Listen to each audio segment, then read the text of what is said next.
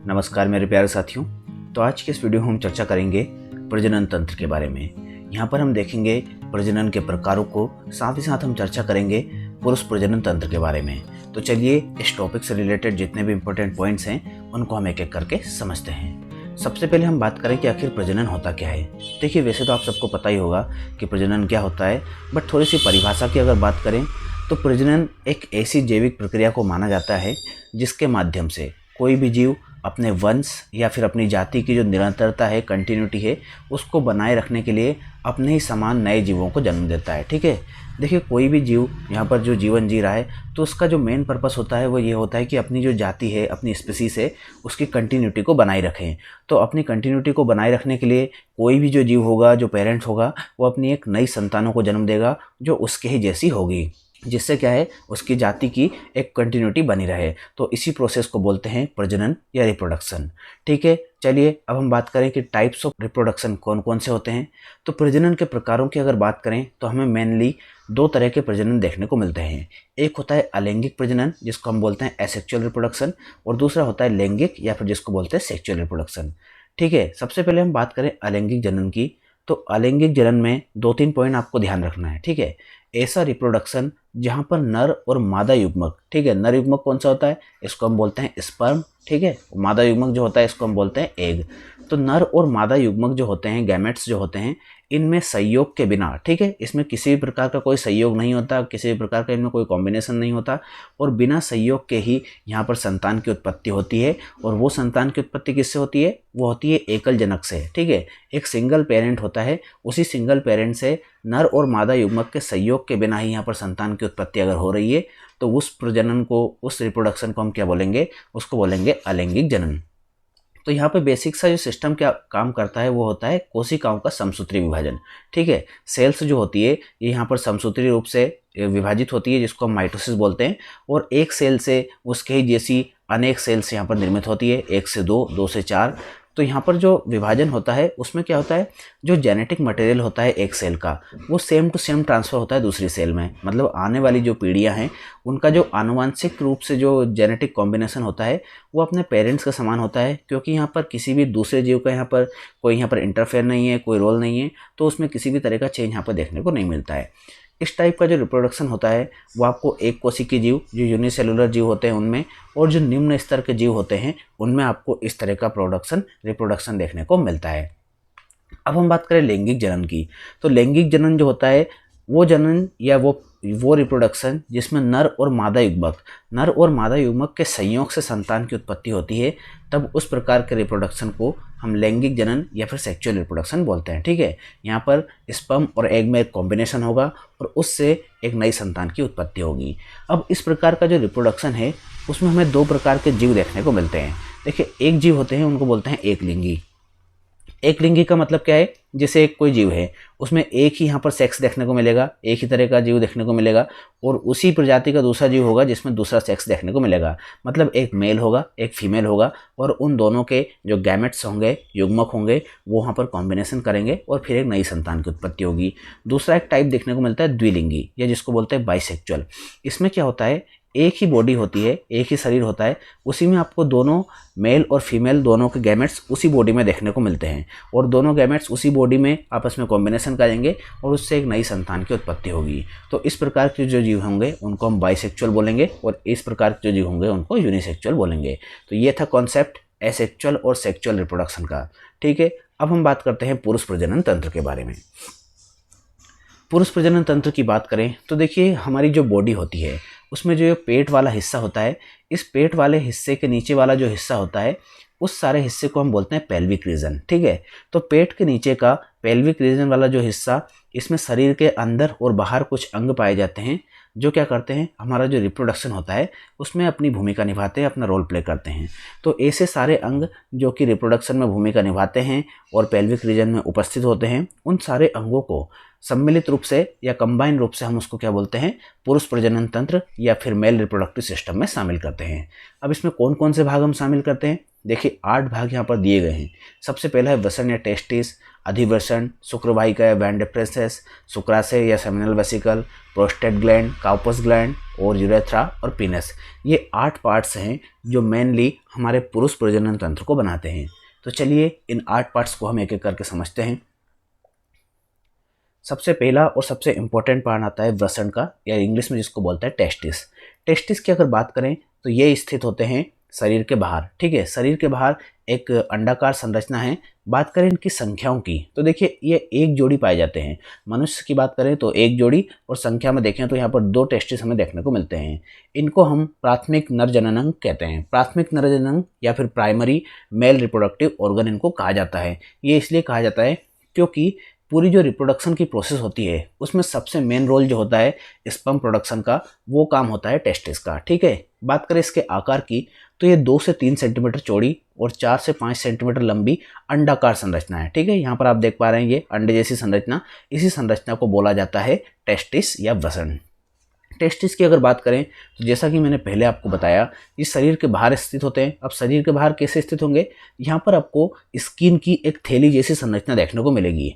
उस थैली जैसी संरचना जिसमें हमारे टेस्टिस स्थित होते हैं, उस संरचना को बोलते हैं वसन कोश या फिर स्क्रोटल सैक। स्क्रोटल सैक नाम की थैली होती है जिसमें हमारे वसन स्थित होते हैं। ये क्वेश्चन कई बार परीक्षाओं में भी देखा जा चुका है। काफ़ी इंपॉर्टेंट पॉइंट है, आप थोड़ा सा ध्यान रखिए इसको। बात करें अगले पॉइंट की तो वसन में पतली एवं कुंडली जैसी संरचनाएं होती है, ठीक है। कुंडली जैसी, नलिका जैसी संरचनाएं हमें देखने को मिलती है। उन संरचनाओं को हम बोलते हैं शुक्रजनक नलिकाएं या सेमिनिफेरस ट्यूबल्स, ठीक है। यहीं पे आपको पतली ऐसी नलिका जैसी संरचनाएं देखने को मिलेगी, उनको हम सेमिनिफेरस ट्यूबल्स कहते हैं, ठीक है। अब बात करें कि नलिकाओं का काम क्या होता है, तो इन नलिकाओं में ही हमारे जो स्पर्म होते हैं जिसको हम शुक्राणु बोलते हैं, उनका निर्माण इन नलिकाओं में ही होता है, ठीक है। तो अगर आपसे स्पेसिफिक क्वेश्चन पूछा जाता है कि वसन में या फिर टेस्टिस में भी जो स्पर्म होता है उसका निर्माण कहाँ पर होता है, तो आपको वहाँ पर ध्यान रखना है सेमिनिफेरस ट्यूबुल्स में। अब इस ट्यूबुल्स में हमें 2 प्रकार की कोशिकाएं देखने को मिलती है। एक होती है स्पर्मेटोजेनिक कोशिकाएं, दूसरी होती है सर्टोली कोशिकाएं।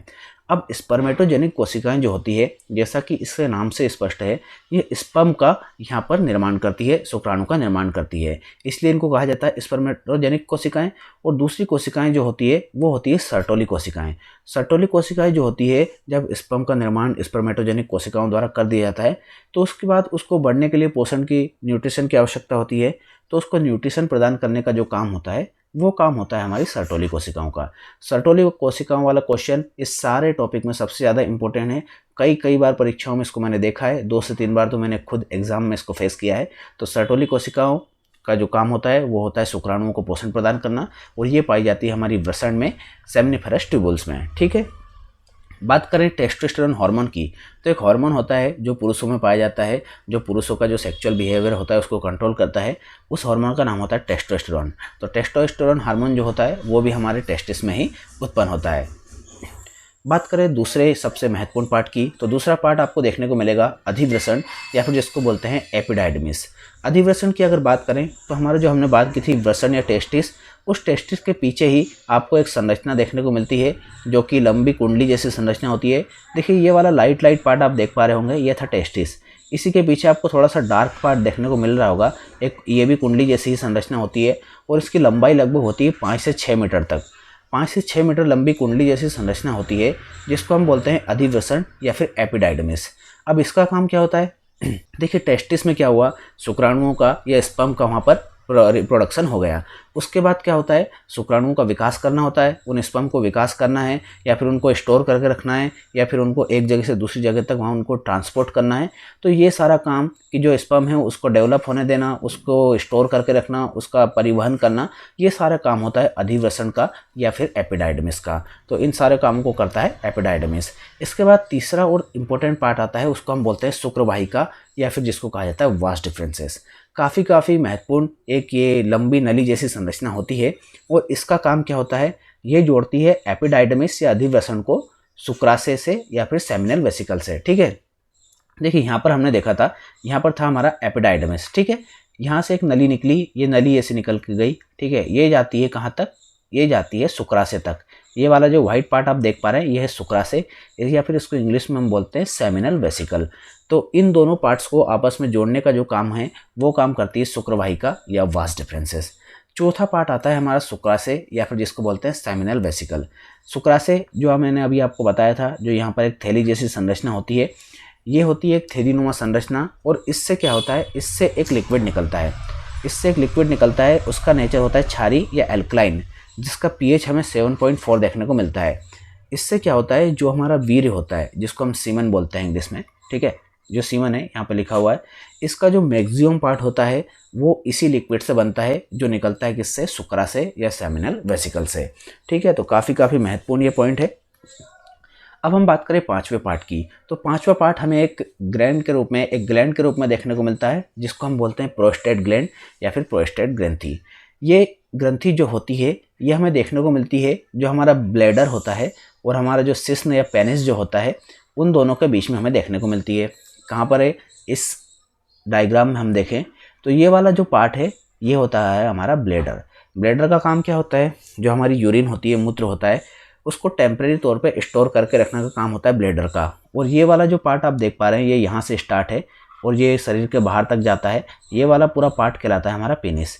इन दोनों के बीच में आपको एक येलो स्ट्रक्चर दिख रहा है, येलो स्ट्रक्चर जो थोड़ा सा गोलाकार अंडाकार है, यही स्ट्रक्चर कहलाता है प्रोस्टेट ग्लैंड। ठीक है, प्रोस्टेट ग्लैंड है और इसका काम क्या होता है, इससे भी एक लिक्विड निकलता है और ये जो लिक्विड निकलता है इसका नेचर होता है एसिडिक या अम्लीय। ठीक है, अब यहाँ पर जो वीर्य बनता है उसका हमने देखा था मैक्सिमम पार्ट तो यहाँ से शुक्राशय से बन गया था, और जो वीर्य होता है उसका 15 से 25% भाग जो प्रोस्टेट ग्रंथि से जो लिक्विड निकलता है उससे बनता है। ठीक है, इसके बाद एक और ग्रंथि हमें देखने को मिलती है, वो होती है काउपर्स ग्रंथि।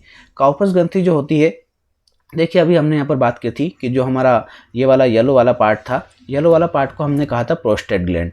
प्रोस्टेट ग्लैंड के नीचे ही यहीं पर हमको देखने को मिलती है कौन सी, ऐसी मटर के दाने के जैसी संरचना हमें देखने को मिलती है। तो मटर के दाने के जैसी 2 की संख्या में हमें देखने को मिलेगी, उन ग्लैंड्स को हम कहेंगे काउपर्स ग्लैंड। ठीक है, तो इसकी स्थिति कहाँ है, एक तो 2 ग्रंथियों का समूह है, ये मैंने पहले ही बता दिया, और मटर के दाने के समान होता है, ये भी काफ़ी महत्वपूर्ण पॉइंट है, और प्रोस्टेट ग्रंथि के ही नीचे स्थित होती है। तो ये हो गई प्रोस्टेट ग्रंथि और इसी के नीचे स्थित है मटर के दाने के समान ग्रंथियाँ। अब इनका काम क्या होता है, इनका काम होता है ये एक लिक्विड निकालती है जो होता है क्षारीय या फिर एल्कलाइन। अब ये एल्कलाइन जो होता है इसका काम ये होता है कि जो भी ब्लैडर से यहाँ से हमारा यूरिन निकल के आ रहा है, अगर उसका नेचर एसिडिक है तो उसको एसिडिक जो इफेक्ट होता है उसको कम करने के लिए ये जो यहाँ पर एल्कलाइन लिक्विड निकलता है ये यहाँ पर रोल प्ले करता है। इसके बाद 7वां पार्ट आता है मूत्र मार्ग या यूरेथ्रा का। देखिए यूरेथ्रा जो होता है ये भी एक नली जैसी संरचना है। इसकी बात करें लंबाई की तो लगभग 8 इंच लंबी या फिर कहें 20 सेंटीमीटर लंबी एक नली जैसी संरचना होती है, जो कहाँ से कहाँ तक फैली होती है ये हमें देखने को मिलती है। इसकी स्टार्टिंग होती है आपकी ब्लैडर से। ठीक है, ये यहाँ पर आपका ब्लैडर है, यहाँ से ब्लैडर से निकल के जा रही है ये नलिका, और ये नलिका जा रही है हमारा जो पेनिस वाला पार्ट है इसकी ओपनिंग तक। ठीक है, इसकी ओपनिंग तक जाती है तो यहाँ से इसका काम क्या हो गया, देखिए यहाँ से तो ये यूरिन को लेके आएगी, ब्लैडर से यूरिन को लेके आएगी, और शुक्राशय में क्या होगा, हमारा सीमन होगा या वीर्य होगा। तो जब इन दोनों चीज़ों को शरीर से बाहर निकलना होता है तो उसके लिए हमें यहाँ पर एक ही ओपनिंग देखने को मिलती है, एक ही नलिका देखने को मिलती है, जिसको हम बोलते हैं यूरेथ्रा। तो इसका काम क्या हो गया, जो मूत्र है और वीर्य है इन दोनों को ही शरीर से बाहर निकालने का काम जो होता है ये काम होता है हमारे यूरेथ्रा का। जबकि हम बात करें महिलाओं की या फिर फीमेल्स की, तो फीमेल में इन दोनों ही कामों के लिए यहाँ पर अलग अलग ओपनिंग देखने को मिलती है। अब हम बात करें आखिरी पार्ट की, तो आखिरी पार्ट है हमारा सिस्न या फिर पेनिस। पेनिस की अगर बात करें तो ये पुरुषों का बाह्य जननांग है। बाह्य जननांग का मतलब क्या हो गया कि शरीर के बाहर स्थित होता है। ठीक है, ये वाला पार्ट आप देख रहे हैं तो ये शरीर के बाहर आपको देखने को मिलता है। सिस्न या पेनिस जो होता है ये स्पंजी ऊतकों का बना होता है, मतलब इसमें जो टिश्यूज होते हैं उनका साइज घट या बढ़ सकता है। ठीक है, और हमारे शरीर में जो मूत्र बनता है और जो वीर्य बनता है उन दोनों को ही शरीर से बाहर निकालने का जो काम होता है वो काम पेनिस का होता है। ठीक है, तो ये था हमारा रिप्रोडक्शन सिस्टम और मेल रिप्रोडक्टिव सिस्टम के बारे में हमने यहाँ पर चर्चा की। उम्मीद करते हैं जानकारी आपको अच्छी लगी होगी। अच्छी लगी है तो प्लीज़ वीडियो को लाइक और कमेंट करके ज़रूर बताएं, साथ ही साथ अपने दोस्तों के साथ शेयर करें और हमारे चैनल को सब्सक्राइब करके बेल आइकन को प्रेस कर लें। मिलते हैं नेक्स्ट वीडियो में, तब तक के लिए पढ़ाई करते रहिए, अपना ख्याल रखिए। बहुत बहुत धन्यवाद।